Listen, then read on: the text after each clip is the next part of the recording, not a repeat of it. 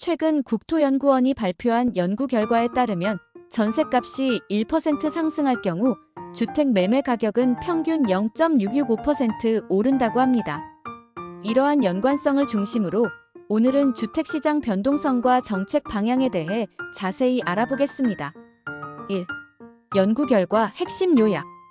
국토연구원 부동산시장정책연구센터는 주택시장 변동성 확대에 따른 사회적 비용과 향후 정책 방향 보고서를 통해 전세 가격과 금리, 주택담보대출 등이 주택시장에 미치는 영향을 분석했습니다.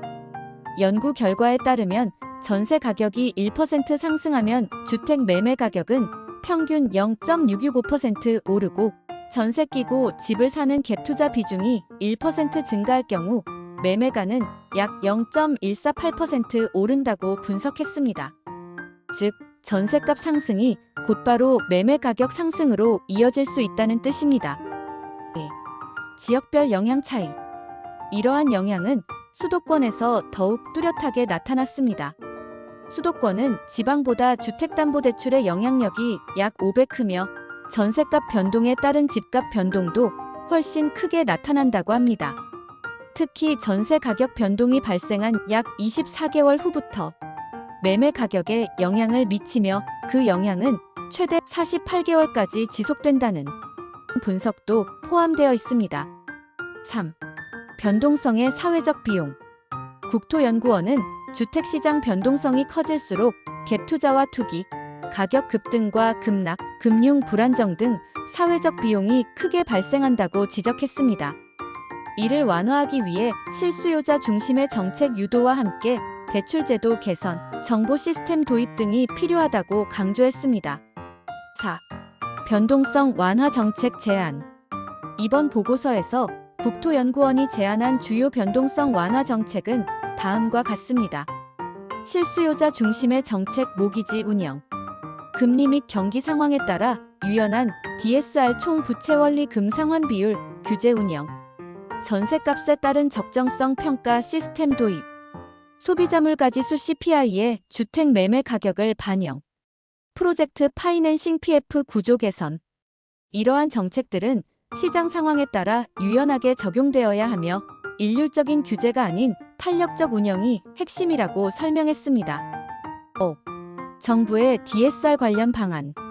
정부는 이미 DSR 규제를 시행하고 있지만 예대율이나 금리가 낮아 시장 과열 우려가 있는 상황에서는 보다 강력한 규제가 필요하다는 점도 언급됐습니다.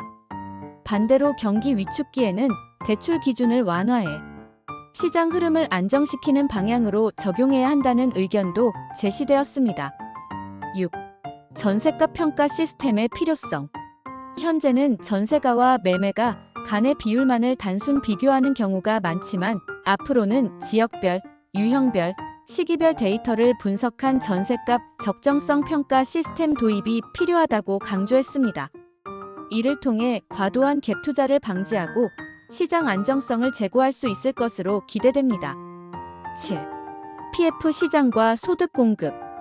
최근 부동산 프로젝트 파이낸싱 시장의 불안정성이 사회 문제로 떠오른 가운데 국토연구원은 소득 공급 확대와 프로젝트 리스크를 관리할 수 있는 제도 개선이 필요하다고 했습니다.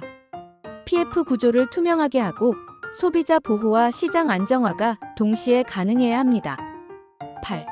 서울시 조합 운영 전수조사 착수. 한편 서울시는 20일 고질적인 조합 운영 문제 개선을 위해 지역 주택조합 118곳에 대한 전수조사에 들어간다고 발표했습니다. 이는 사기나 불법 조합 운영을 사전에 차단하고 피해 사례를 줄이기 위한 조치입니다. 특히 452건의 피해 상담이 접수된 상황에서 서울시는 조합 업무 대행사의 비리, 허위 광고, 과도한 용역 계약 등을 집중 점검할 방침입니다. 맺은 말.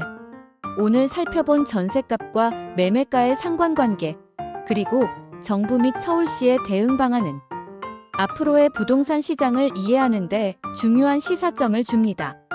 정책은 결국 시장 참여자의 행동에 영향을 미치고 이러한 흐름을 잘 읽는 것이 투자든 중개든 핵심 전략이 될 것입니다.